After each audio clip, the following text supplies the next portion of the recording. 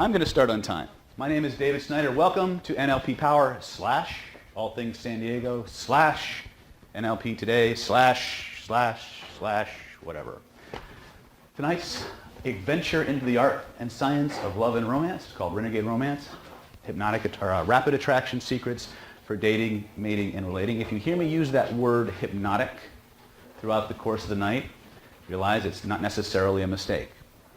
You see, when we talk about states, and we talk about things like love and attraction and intimacy and connection and commitment, what we're really talking about are states.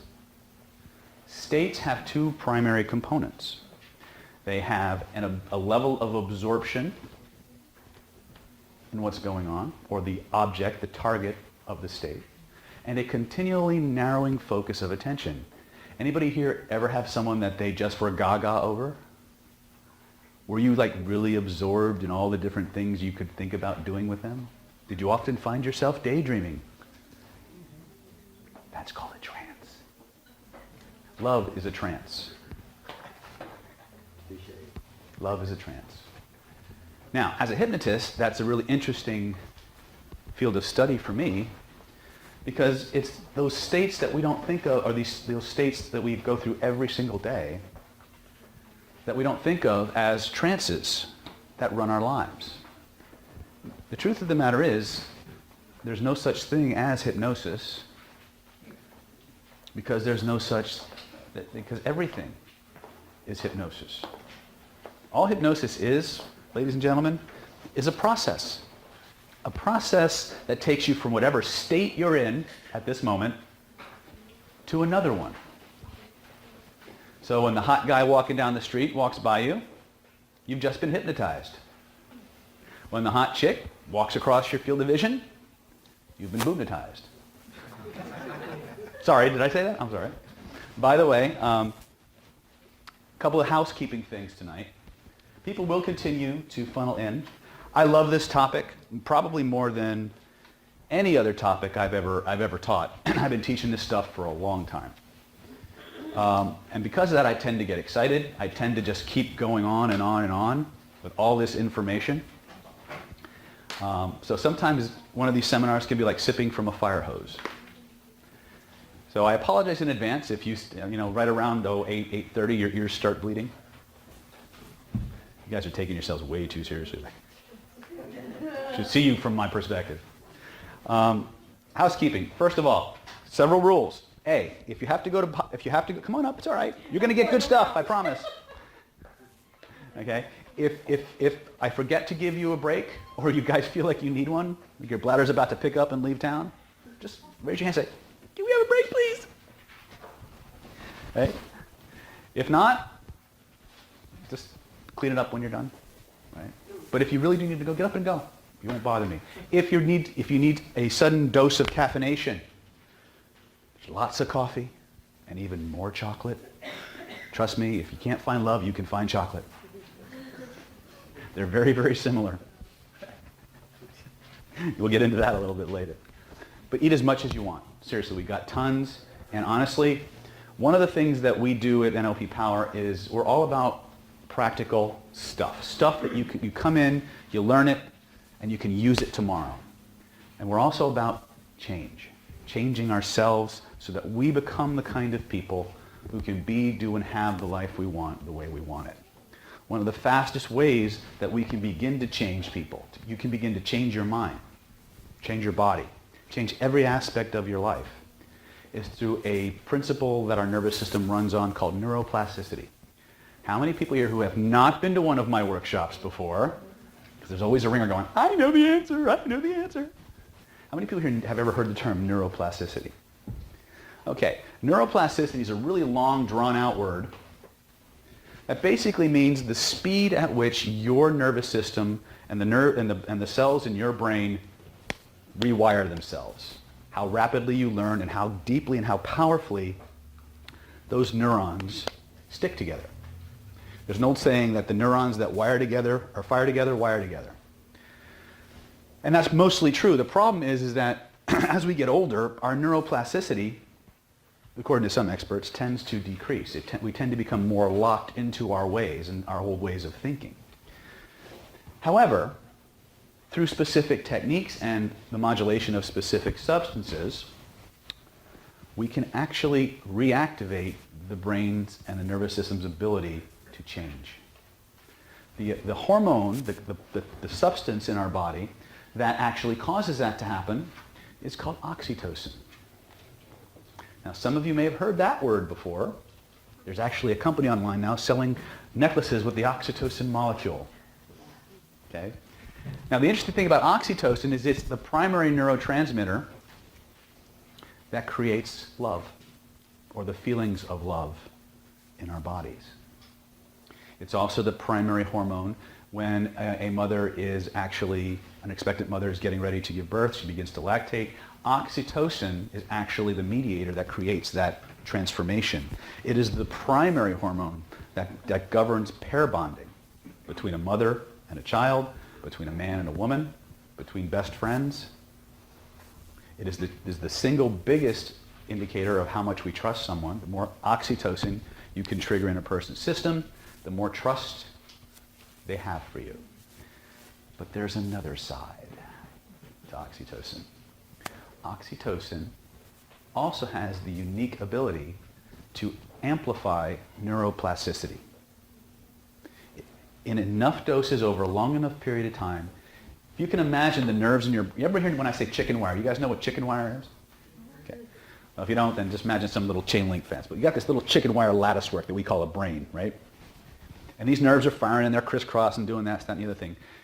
In the presence of enough oxytocin, or love, passion, joy, laughter, body starts pumping up that oxytocin. It's like taking a little blowtorch and just softening up all that wire.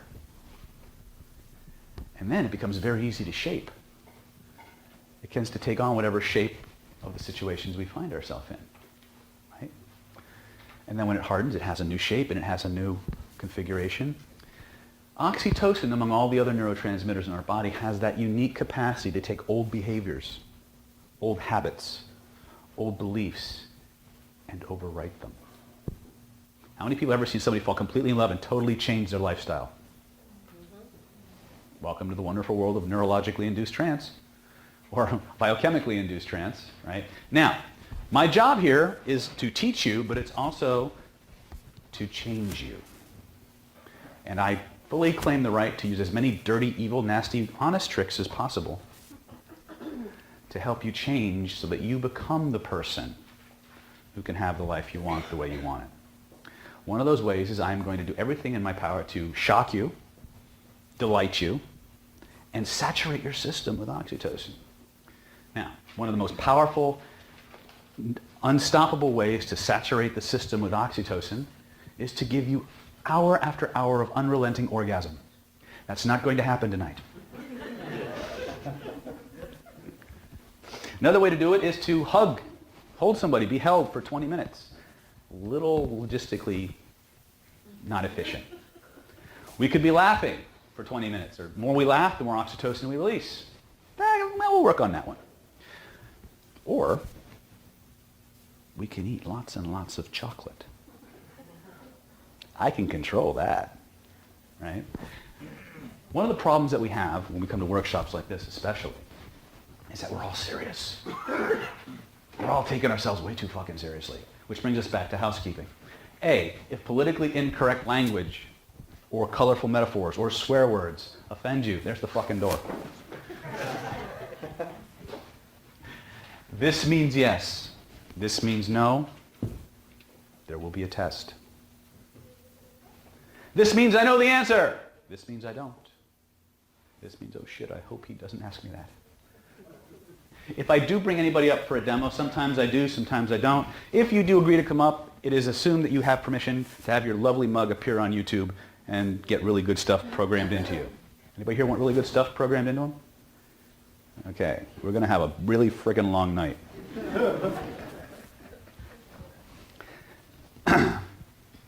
Why are you here? Why are you here? Real quick. You with the cool hat on. What are you here for? What do you want to, not you, the other one. See, 2 hats right in a row. You, sir. What do you want to take home tonight? What do you want to get out tonight? Learning where to meet and how to Where to meet? Look around you. make better relationships. Make better relationships? Okay, so you're interested in relationships, so you've already gone past the meeting and attracting part. You're kind of in the relationship phase? No. No? Okay. That's an editorial question. I'm just trying to get an idea. See, I have a ton of stuff. Ton of stuff that I could throw at you. But what I want to do is I want to make sure that the information I have to give you is targeted. I mean, make sure that it's relevant to what you want. So I'm just going to spot check people. The lovely lady with the beautiful hat on, I thought I was talking to her first. Well, I've got laryngitis, so it's hard for me to answer. You make it easier. I'm interested in your presentation style. Oh, okay. Very cool. My presentation style. I'll send you the That notes. was a very good example. Because like I started the evening with, standing up here is weird for me. Because for 3 or 4 years, this is where I stood. And I fought going up there because I don't like being disconnected. I don't like distance between me and my audience. Right? So throughout the night, I'll be like a little yo-yo bouncing up and down and things like that. Okay? What we're going to do tonight, a couple more, and then I'm just going to jump into what I had planned, and then we'll see where the night takes us. You young lady, what do you want to take home tonight? What do you want to get out of tonight? Just to learn to be more open. Be more open? Connect with the other person. Connect with another person? Very cool. How about you, sir? Connect to people. Connect to people? Awesome. I have super glue.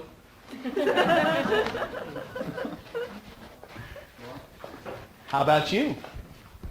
You dissed me. You ducked out of the front row. What do you want to take home tonight? Okay, how to meet, attract, and keep. Meet, attract, and keep. I kind of put that in the blurb, didn't I? Very cool. That's what I'm here for. All right, baby. How many people here want to be met, attracted, and kept? Raise your hands. All right. Mostly female, a couple of guys. All right. Guys going, just feed me, rub my belly, I'm good. Ladies going, put the fucking toilet seat lid down, damn it. But anyway. How about you? What do you want to get out tonight? Yes, I'm asking you. I'm like, he's talking to me. I like the meet, attract, and keep, Okay. but also enhance the relationships that I have. Very cool. And when you say relationships, I'm assuming they are not platonic or are platonic? Some are platonic. Or D, all of the above? Okay. Notice she said some are. I'm a neurolinguistic programmer. I know what your language means. I'm trained to sort for crap, or not crap, but for, good, we're laughing. Thank God. You see, that's the problem. That's one of the reasons why most of us are dramatically single. Dramatically. Guys, when it comes to attracting, remember that word, dramatic. Okay? Women love emotional spikes. That's why they date jerks.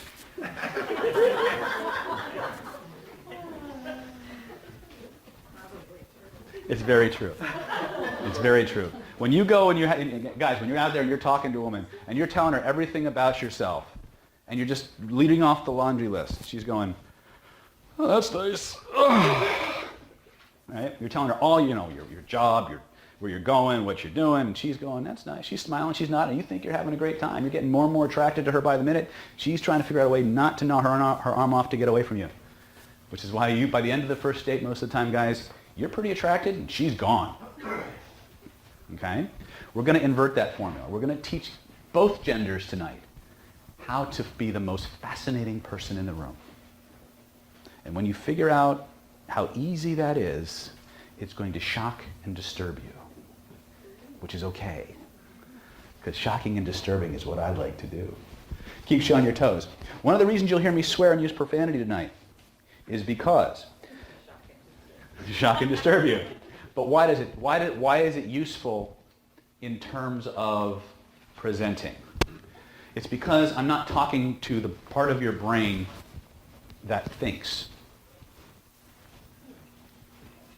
I'm talking to the part of your brain that feels and acts.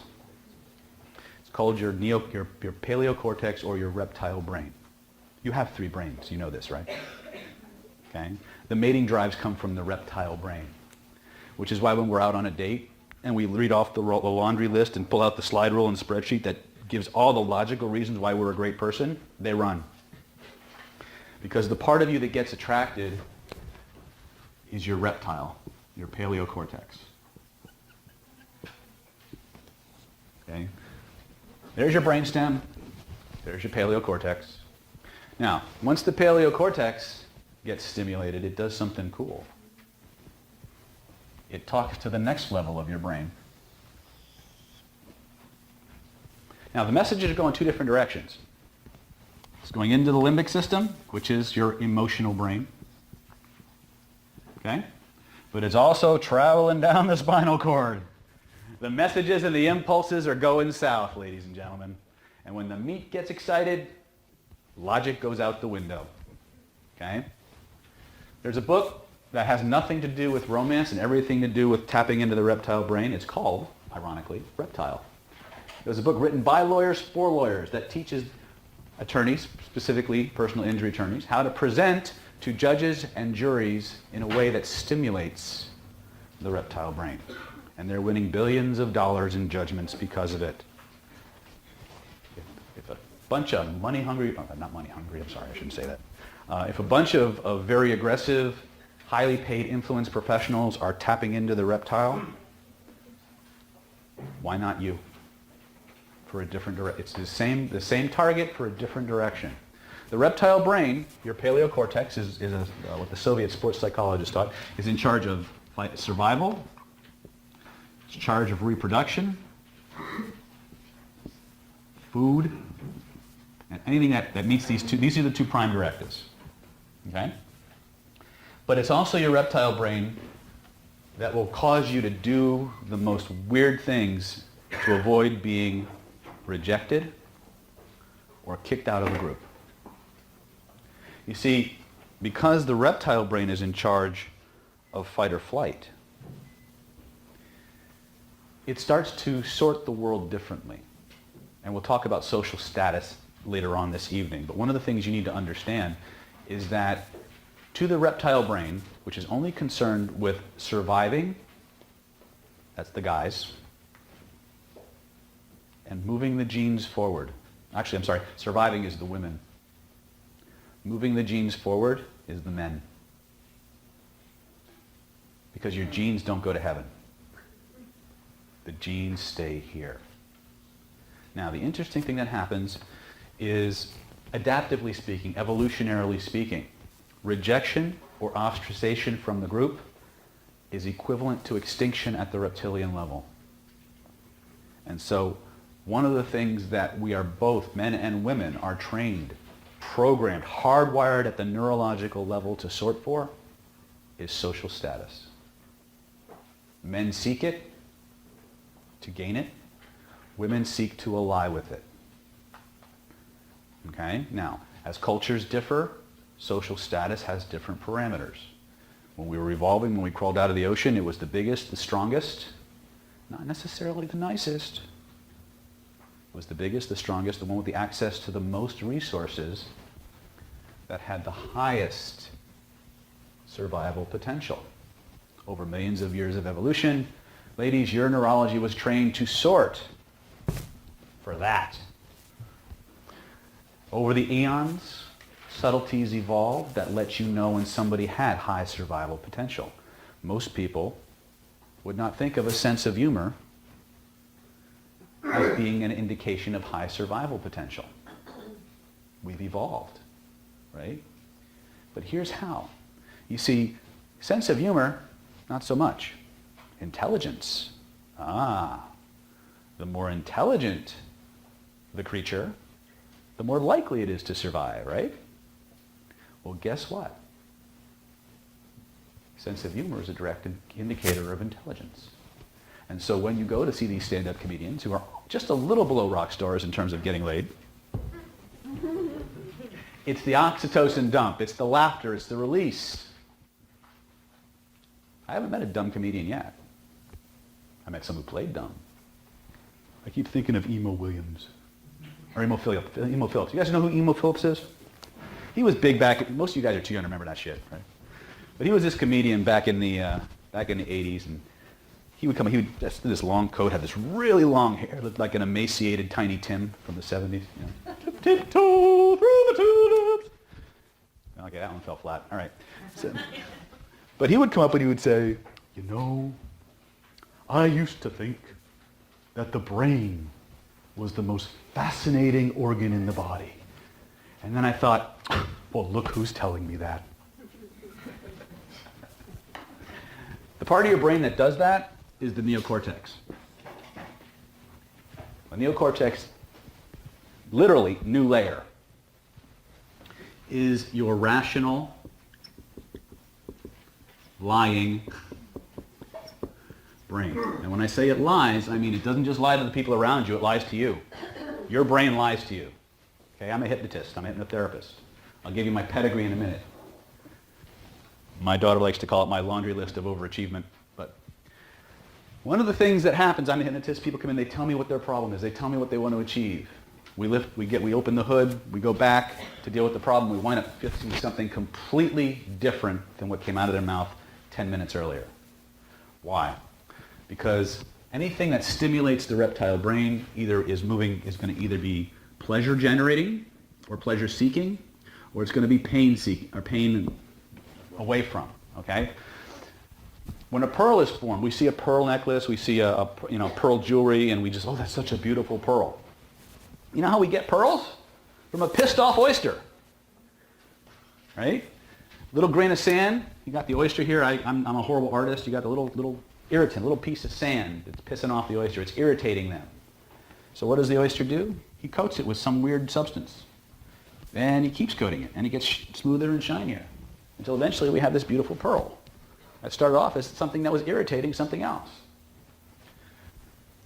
Your brain works very, very similar.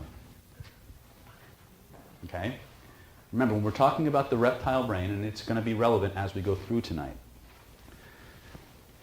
everything that your brain sorts for is either going to be moving towards pleasure or away from pain. The system's a little bit hardwired towards pain, though. Pain is more adaptive. Okay? It tends to get us moving more.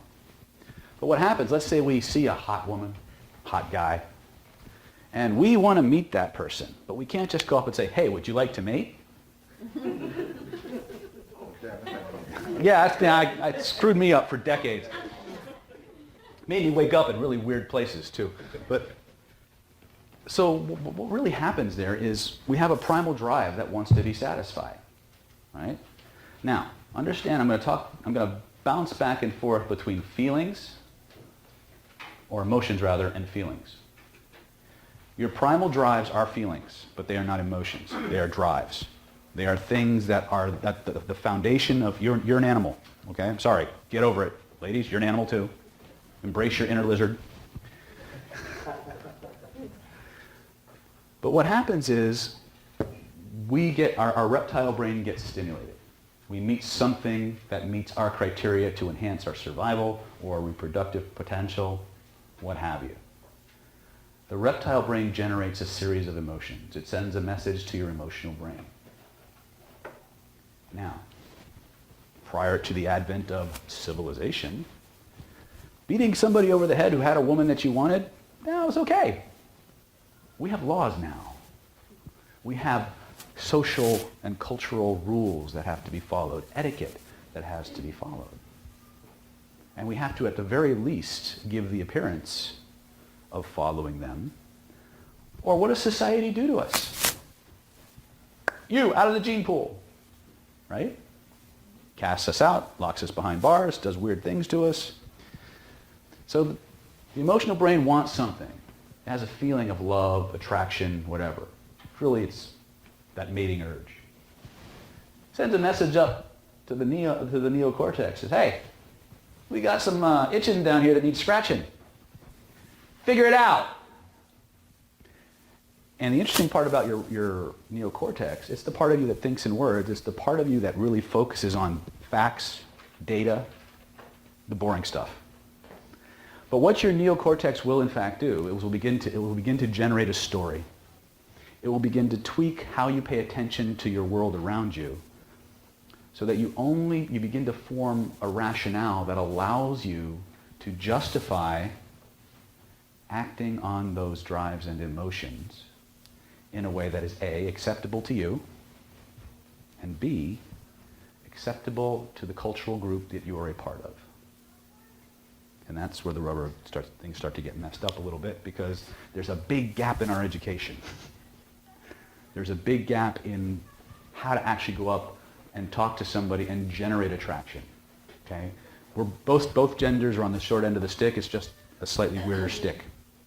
Okay? But this is the interesting part, is I'm going to wax into my Darth Snyder days before I get into my pedigree. Most of you don't know, well, some of you do, but back in 2004, 2005, I launched my first information product. It was called Secret Orgasm Tips.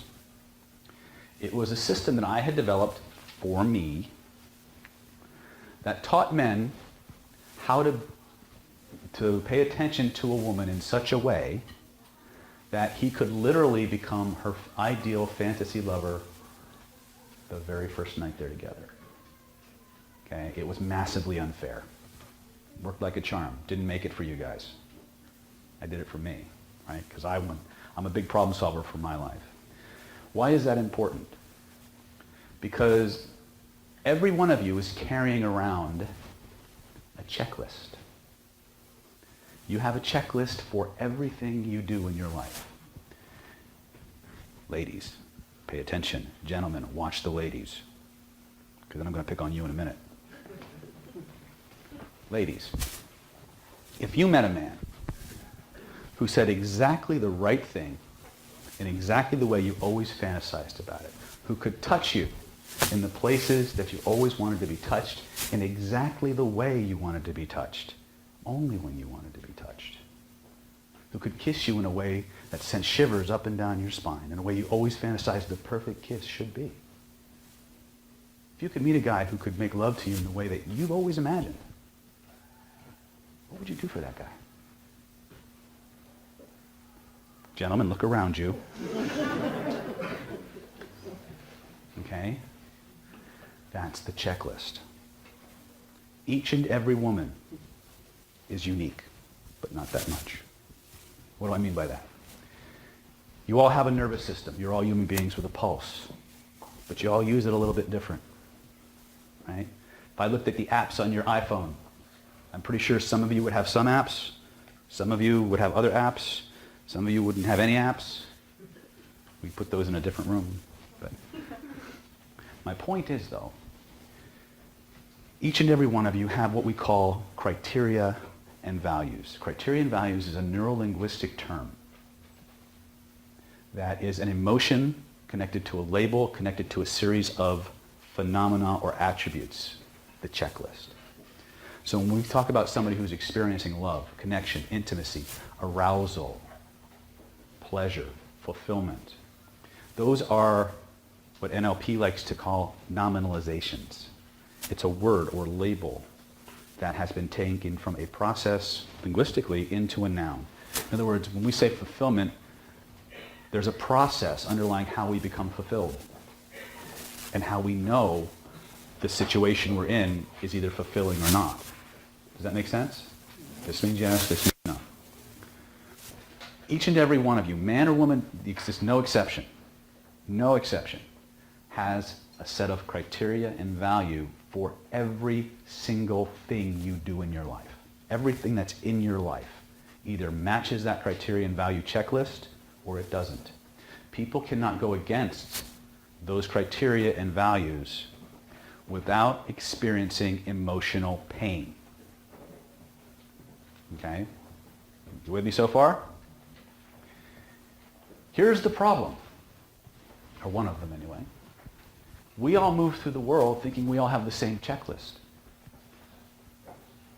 So the guy moves through the world, meets a girl who finally consents to go out with him, and does everything he would do if he wanted to get excited, he does to her. Or he does what the culture has programmed him to do, most of which doesn't usually work either. Okay? You see, that checklist governs our lives. It governs how we perceive things. It governs the actions and the behaviors that we take.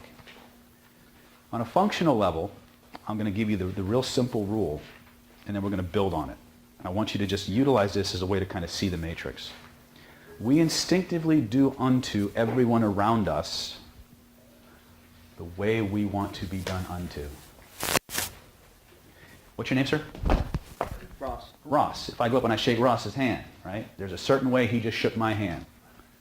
If I understand how to pay attention to Ross in a whole new way and I shake his hand, that felt better than just a moment ago. Because that's how he shook my hand. Hands are cold. My hands are cold, yeah. Sorry.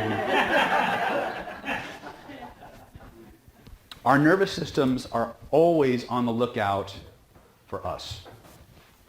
We're moving through the world looking for a match between my checklist and your checklist and my checklist. That's how we go. And we make everybody wrong when they don't match. This happens completely outside of conscious awareness.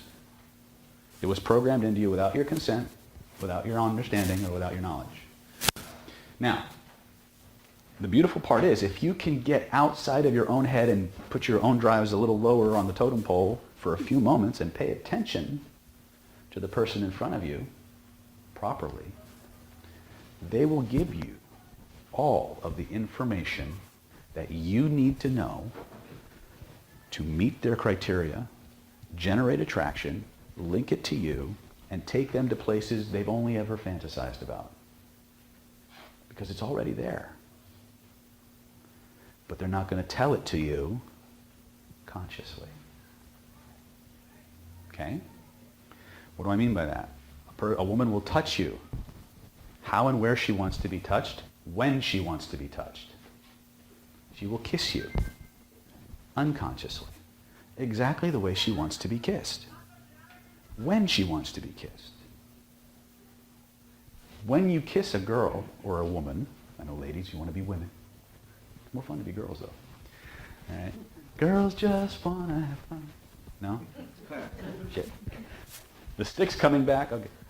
We're going to get back to that whole playfulness thing, okay? Because if you don't understand that, every time you put your dating profile up on Match.com or Plenty of Fish, you're lying to everybody, which is why you never find the guys you want.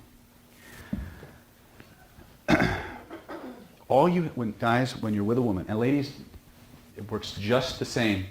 You guys are just better at it than men, so they need more help. It's true. We're dumb as rocks. Trust me, I'm one of them.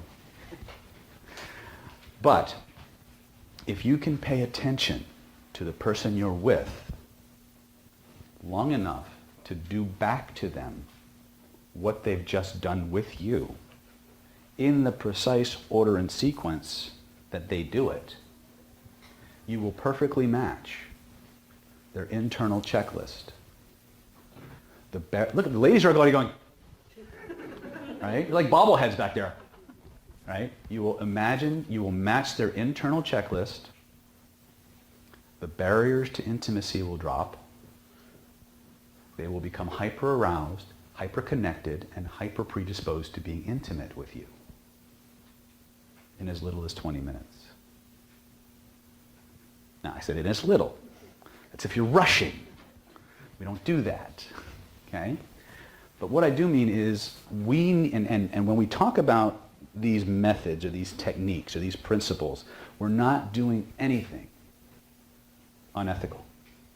We're not doing anything deceptive or misleading. In fact, guys, the kind of connection that you will be generating with your women will be the exact kind of connection they have been fantasizing about all their lives. If you're in a relationship, if you take this material back to your relationship and you start applying it, your relationship will dramatically change. But you got to be willing to do something different. The first rule in David's world, pay attention. You need to pay attention to women the way women pay attention to you. Anybody here, any guy here ever have a girlfriend? I have a wife, so it kind of goes a little bit deeper. Guys, you ever notice that your girlfriends remember every fucking thing that ever happened to you? It's like you told them about a story that happened when you were 2, they remember it better than you do. You can't remember when you told it to you, but they can recite it verbatim. Why? See? Because they're paying attention. He's like, fuck, how does he do this shit? Right? I have a wife who's brilliant, like really brilliant. Right? She had a PhD in biochemistry before she went to chiropractic school. And then she started studying acupuncture while she was at chiropractic school. She was the valedictorian in both simultaneously. I have no idea. The only reason that I got married to this woman, A, was because I'm really suggestible. And she's a better hypnotist than I am. But she's an amazing woman. Truly is. I mean, really. I mean, she went and did her acupuncture exam for Chinese medicine out in Sacramento. And it's a 200-question exam, and they're not easy questions. She came back and recalled verbatim 80 of them and gave them to the school so they could study for the exam. Not a stupid woman. Okay? And trust me, she has a memory. I've seen supercomputers that didn't have this kind of memory, okay? And she remembers stuff, and women will. They will, because first of all, the neurochemicals in their brain work a little bit different. They have more oxytocin going on than we do most of the time, okay? Remember, oxytocin, memory, learning, right? Ladies, you want to keep a man around? Match his criteria, match his values, and then have a little bit of doubt as to whether you're going to hang around. And they will move heaven and earth to make sure you're happy. What do I mean by that? Now, I keep talking about this whole thing, criteria and values, but there's another way that we can begin to talk about keeping somebody, attracting somebody, and all points in between. Identity, which is where all our problems start. You see, the building blocks of your identity, your self-concept, are your criteria and values. They're the checklist that determine what you want, how you know you're getting it, and whether you deserve it or not. All right?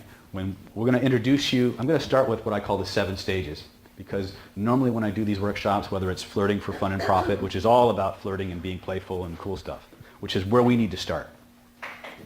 Okay? We need to get the sticks out of our butt and have some friggin' fun, okay? Because I guarantee you, if you can't be playful, if you can't have fun, you're not going to attract people, okay? You can pump iron all day long. You can kick heavy bags and punch stuff and be macho strong like bull. But if at the end of the day, the person you're seeking to attract is not experiencing fun. I met this guy today. He was interesting. You'd make a great friend. Dong. Kiss of death, right? My point is, we've got to get that. We've got to start being playful. We've got to get out of this, oh my God, they're going to reject me. We've got to stop playing this crap in our heads. We've got to have fun, right? I'll show you how to have fun really quick. Everybody stand up.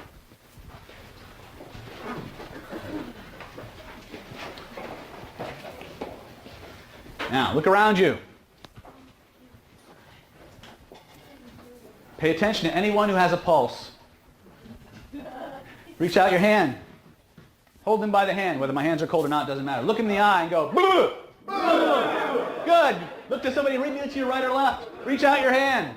Boo! And keep doing it until you feel more than silly. Very nice. Good, now. Good. Now eat lots of chocolate. Good.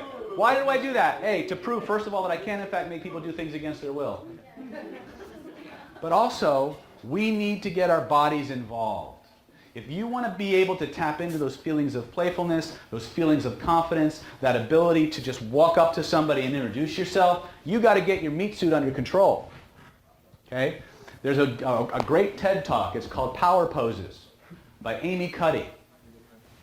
Go and watch it. Yes, we have some survivors, right? Your physiology, your posture, your breathing rate affects your psycho-emotional state. Okay? How many people here have ever had a really good time? Raise your hand. Cool. All right, we're getting there. I want you to close your eyes. That means close your eyes, motherfuckers. You can always tell who's not going to get anything out of the workshop because I say, do this, and they go. It's a participatory workshop. If you don't do the drills, I can't give you the skills. Okay? The secret to being attractive is not how you dress.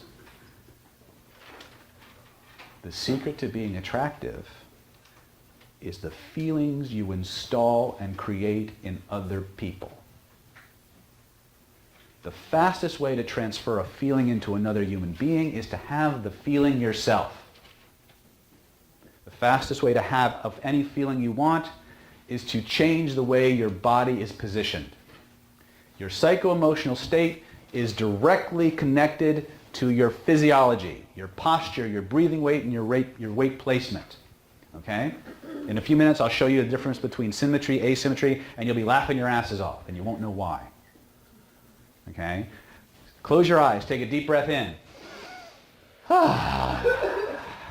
Think of a time in your life when you felt amazing, when you felt large and in charge.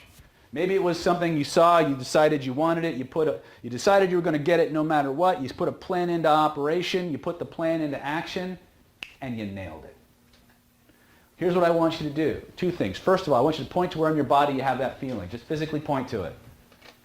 Good. With your other hand, reach out, touch the picture floating in the space around you, connected to that feeling. Take both of your hands, trace the edges of it. Grab the edges of it. Open it like an app on your iPhone. Make it as big as an IMAX movie theater screen. Notice what happens to the feeling in your body. Some of you are going, oh my God. Some of you are going, I think he's full of shit. Now here's what I want you to do. Shrink it down. Size of a postage stamp. What happened to the feeling? You don't have to tell me, just answer it to yourself. Yep. Now, open it up to its normal size. Pull it closer to your body. What happened to the feeling? I'm betting it got stronger for most of you. Put it back to where it was. Lift it up over your head. Expand it to the size of a really big beach towel. Pull it down around you like a blanket. Notice what happens to the feeling. What happened? She's like, got good, didn't it? Take it up, hold it up over your head, just for grins and giggles. Imagine you could just throw it back behind you over the horizon. Sorry for you people in the back row, you're going to get clobbered. Right? What happened to the feeling? Gone. How the hell did I know that? Because I understand how your nervous system codes experience. Reach back, grab that image. Put it out in front of you. Now here's what I want you to do. Make it as big as you can stand. Bring it as close to your body as you want to feel good. And leave it there. Damn. So, we got a lichen in the room. Woohoo! All right. Now, while you're immersed in that feeling, step into it. Physically or mentally or emotionally, step into it. See what you saw. Hear what you heard. Feel what you felt. Stand. You too, puppy. Stand the way you were standing. Breathe the way you were breathing.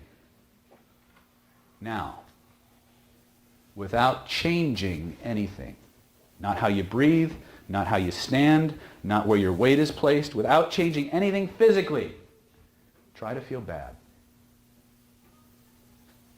Notice you can't do it. Now go back to feeling good and double it. That's where we start.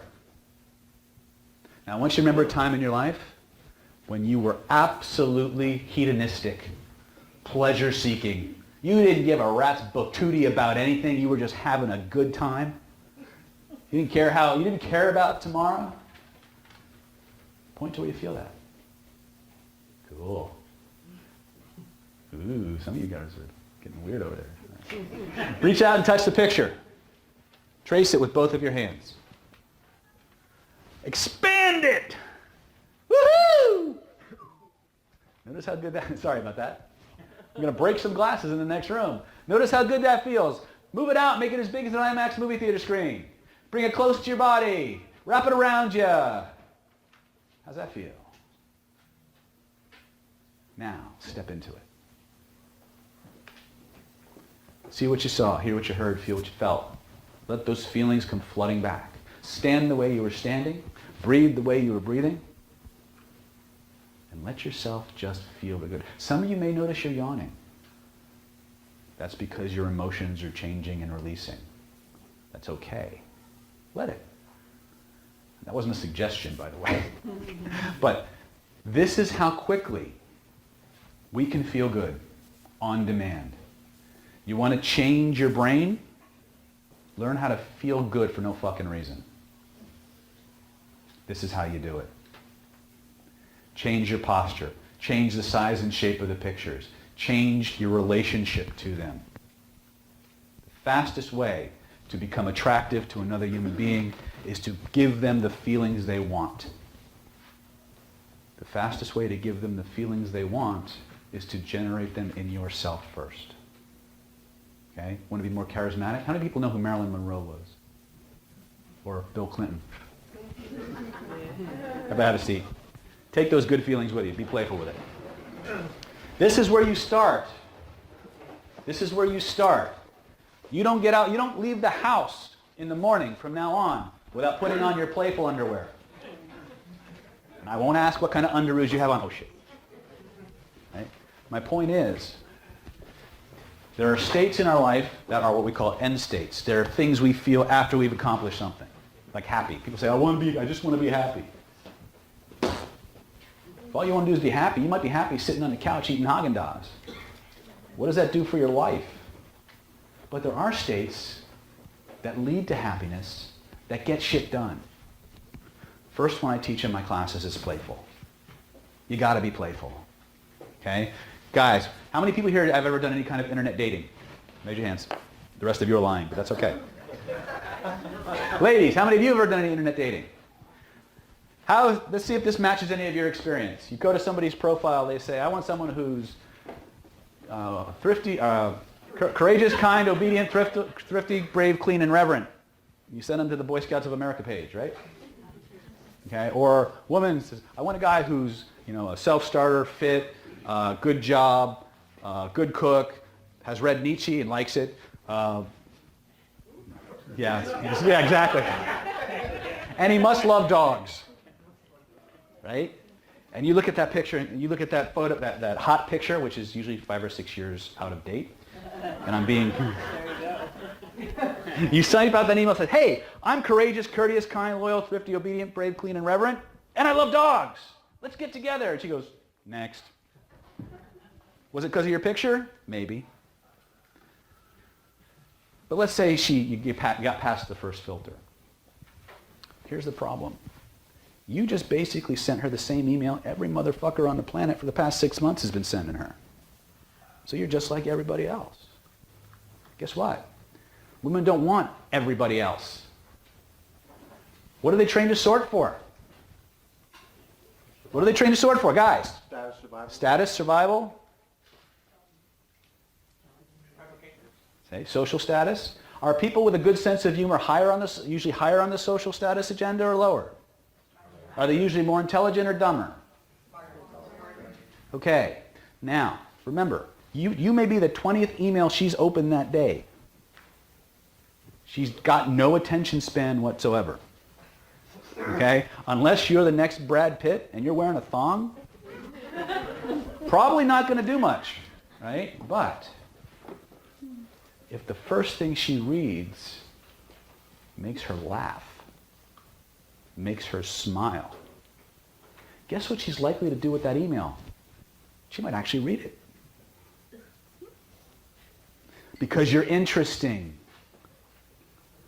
When you read a woman's profile, and largely guys are sorting differently, so we're going to get a little bit gender specific. When you read a woman's profile and you see that laundry list of someone who's trustworthy, who's honest, loves kids, doesn't mind a dog, she's lying to you.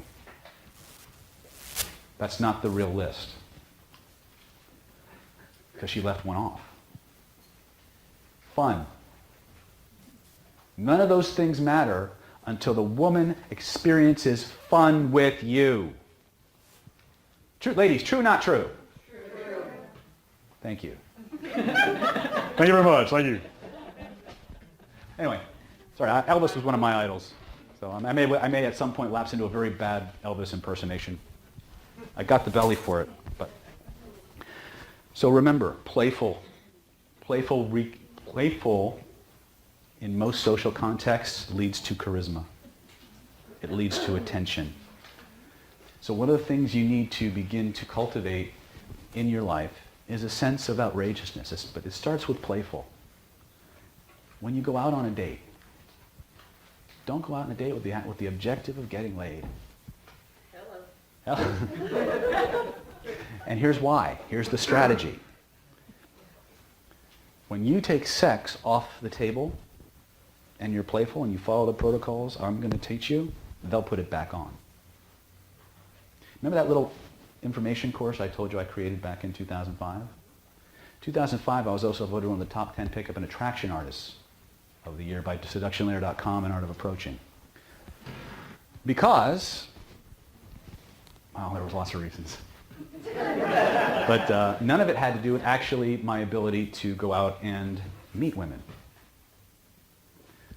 It was actually my ability to attract and cause them to fall deeply in love with me and make them want to make love to me on the very first night we were out. Okay? It's not about going out and putting notches in your belt. There's lots of people who actually try to teach you to go out there and meet a woman. But can you make her want to stay around? Can you keep her? Right? When you match a woman's criteria and values, when they're experiencing the right mix of emotions with you, they'll decide. Remember, most of the time, as much as we like to think we're alpha this and alpha that, 60% of all attraction, 60% of all meetups or approaches are initiated by women. Probably didn't know that, did you? I thought I was the one picking up. No. You see, they're very sneaky about it. An entire woman's life is built on subtlety, which is where the problem starts. You see, men and women both have issues about approaching, but they're very different. You see, a woman, guys, for you guys gotta understand this. A woman wants you to come and talk to her. She does. She really does. The problem is she's afraid that she's going to get somebody's going to come up and talk to her that she can't get away from.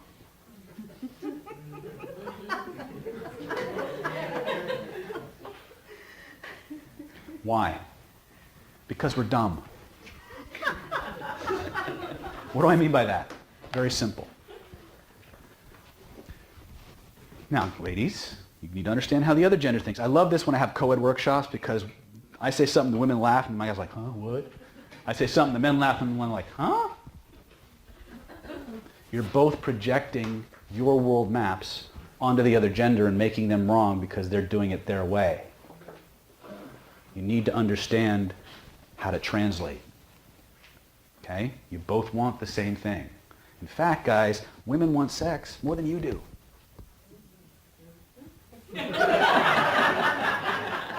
Amen! He's speaking our song. Can I have an amen, brothers and sisters? Amen. Yes. We have a different meetup for that shit, though. But anyway. I primed the reptile brain again, yeah. Okay, here's the thing. Guys, see if this resonates with you.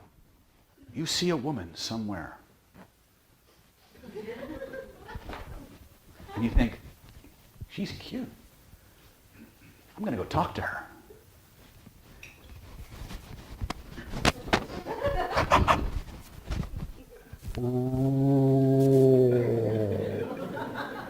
Ah, fuck, she's probably not interested anyway. Okay? What happens? We see someone that is attractive to us. Now, remember, I said there's this thing called hypnosis or breastnosis. An attractive woman will throw a man into an altered state of consciousness like that. Okay? Women also a little bit more control. Got to know what to look for because their art is subtle. Yours ain't. That's the problem. Because you're looking for them to give you the cues you would give if you were turned on by somebody. Okay? You're looking for them to let you know one way or another if they're attracted or not, the way you would let somebody know if you were attracted or not. The problem, ladies, is your shit's too subtle. You see, you have very advanced, the average woman has very advanced social skills, social awareness. When a bunch of women are hanging out and it's time for the conversation to end, they all know it. The guy's going, what the fuck? I'm alone. Because they didn't get it. Ladies, you don't realize they can't perceive what you're sending. Only women can see what you're sending, which is why they never leave. Because you're not given the training in how to extricate yourself from an interaction that's going south. You have these subtle things that the women do. Then you have this big gap. And then you have bitch, which is usually what the guy is what the guy winds up with, because they didn't get everything else. From your perspective, you nailed them with everything but the kitchen sink. And now you got to reach out and rip out the plumbing to get him to leave. Or pretend to be interested, so he'll give you his phone number and you can get away. Right? So your social remediation has to be in developing a series of less subtle cues that let them know the interaction is either not going the direction that they would hope, or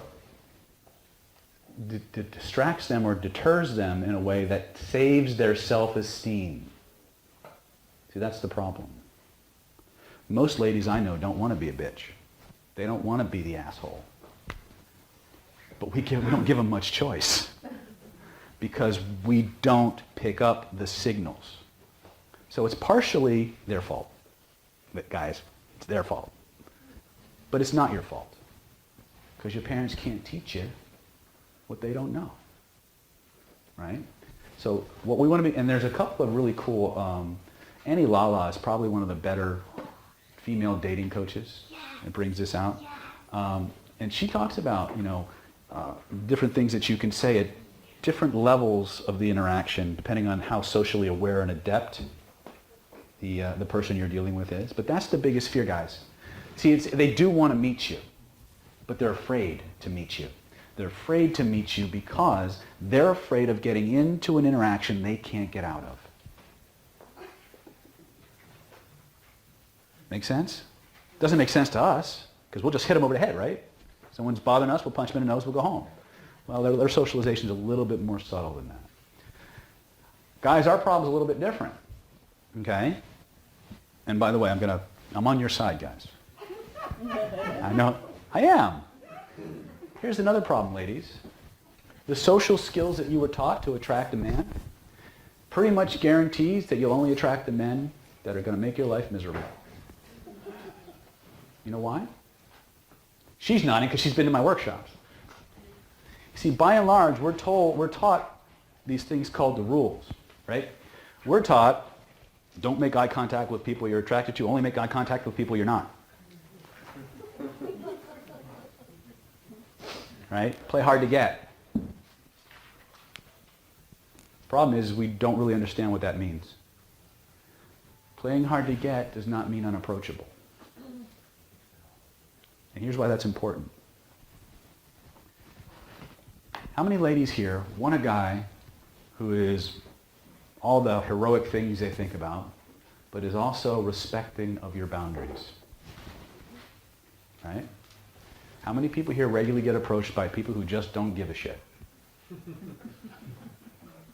That's what happens when you create that hard-to-get, unapproachable energy. All the men who actually would respect your boundaries won't approach you. Because that's what you're telling them. But the ones who don't care, the pickup artists, the ones who are trying to be alpha, the sociopaths, the narcissists, oh, they'll come to you like gangbusters because they don't care. Okay? These are not my words. These are what the female dating coaches are teaching me. Okay? I don't make the rules, I just report them. I steal from everyone. Okay? But so the question becomes, how do we bridge this gap? Hey, guys, realize she wants you to come talk to her. But we got to learn to pay attention. We got to learn how they think so we can put ourselves in their place long enough to know what to do when. Ladies, same thing. 60% of all approaches are initiated by women. 90% of men never realize it.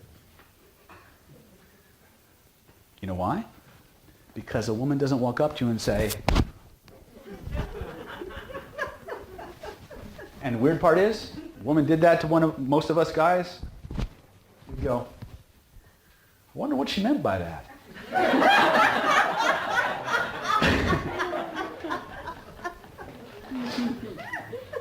But what a woman will do is she will give you an opportunity to engage. She will give you an opportunity to approach. You're sitting at a bookstore reading your favorite Popular Mechanic, Sports Illustrated, bikini model, I don't know, bikini edition, I don't know. Not that I do that, right? That was the test, you missed it. Okay. And what will happen is you'll be standing there reading your shit being a technical term, secret hypnotic influence techniques. And this woman will just kind of go, la, la, la, la, la, la, la. Strike one. Strike two. Pardon me. Strike three.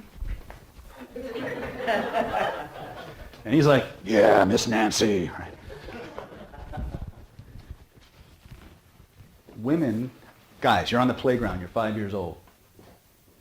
You're over here playing kickball with your friends. Gagla, girlies over here doing weird things. Hopscotch, playing dress up, whatever. And then little Susie goes,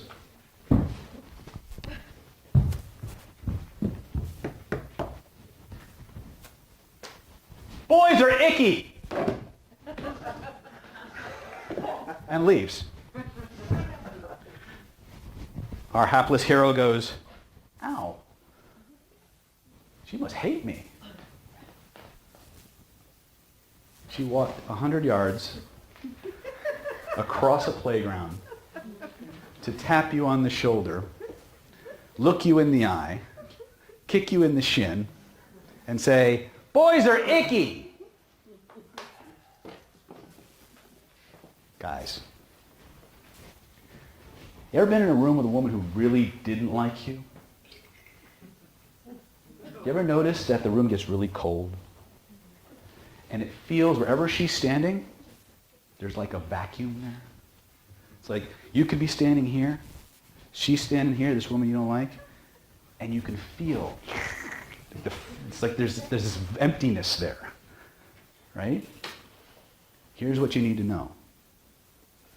Women do not acknowledge men they do not like.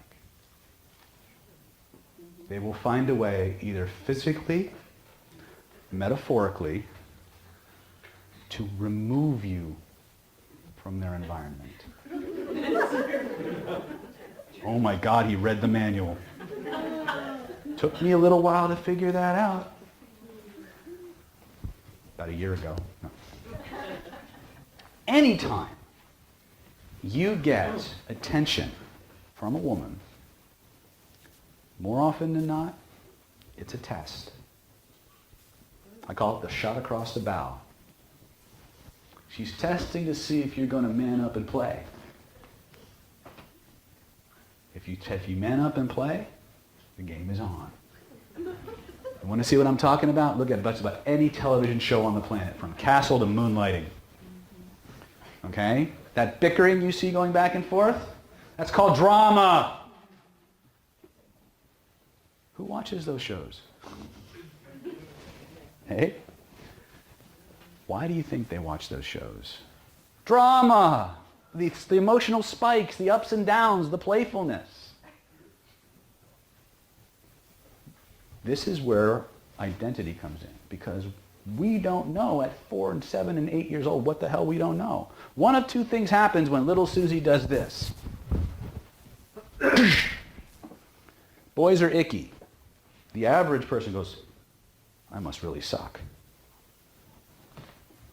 The natural says, well, girls suck too. And now it's on. Guess who gets to go to the prom? Right? One of the funniest examples of this, and I'd been practicing this for myself for a number of years, but I was with some friends out in, I think it was Ontario, California. We went into a mall. And I walk in, and this woman, I'm dressed as a pirate, by the way, because I do weird things like that. Give me some time, I'll tell you about my adventures as Captain Jack the Acupuncturist. It's really quite fun.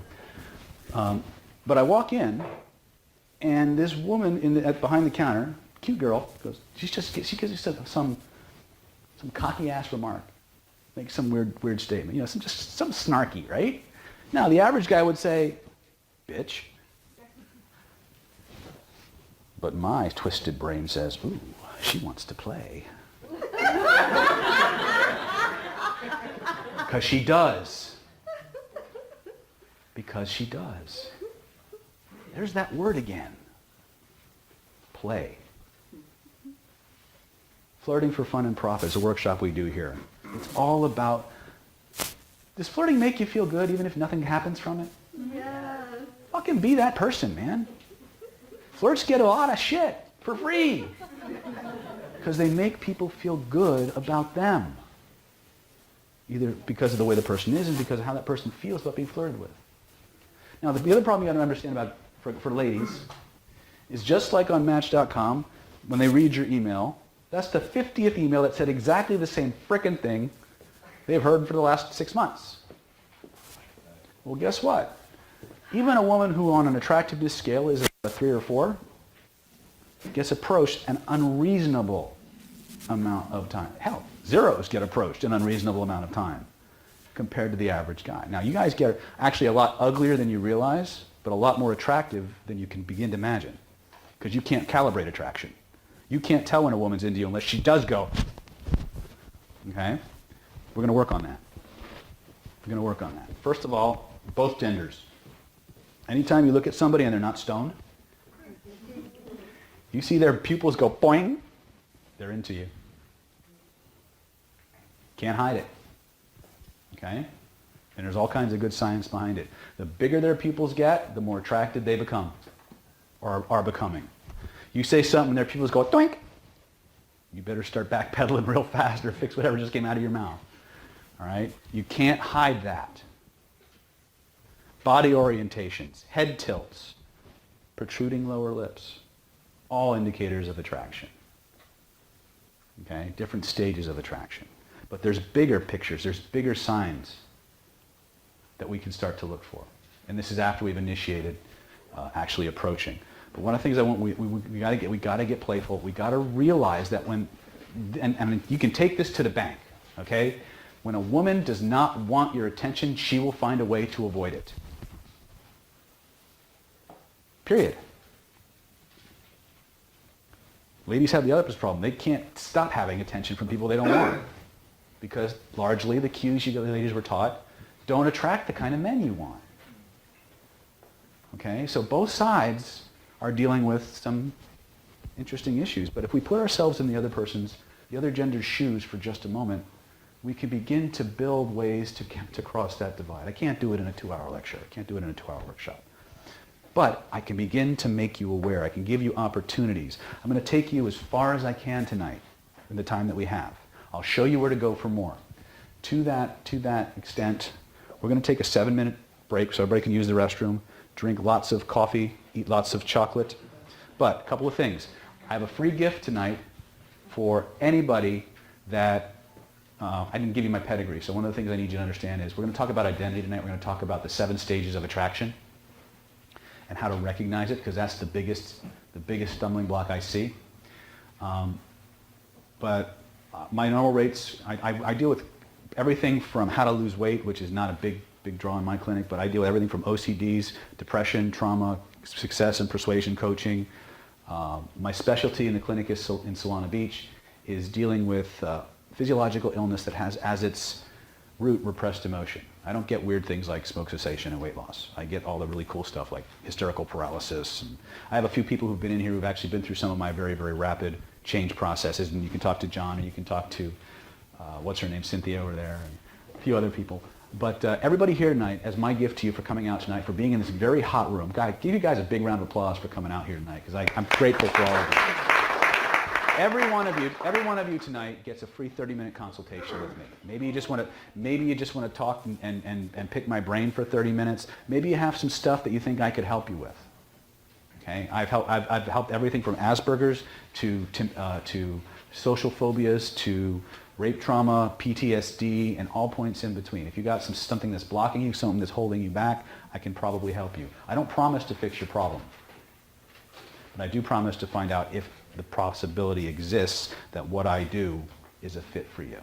So everybody gets a free 30-minute consultation. All you got to do is see Candy, my lovely office manager, and my daughter Tracy, who's hiding somewhere, and they will get you scheduled, because we're pretty booked, but they will get you on the schedule. There is no obligation. It's my gift and my way of saying thank you for coming out. We also have a 3-day workshop, which I'll talk about later, on going into the full system of attraction, relating, and mating that I'm pulling bits and pieces from. Cynthia has been through it. I don't see anybody else here that was through it. Did you come to Real World Romance, Jaime, or did you just come to the body language stuff? Body language, okay. So there's a few people who've been to some of my workshops. Feel free to pick their brains. Let's take a 7-minute break. We'll come back. I'm going to get into the 7 stages.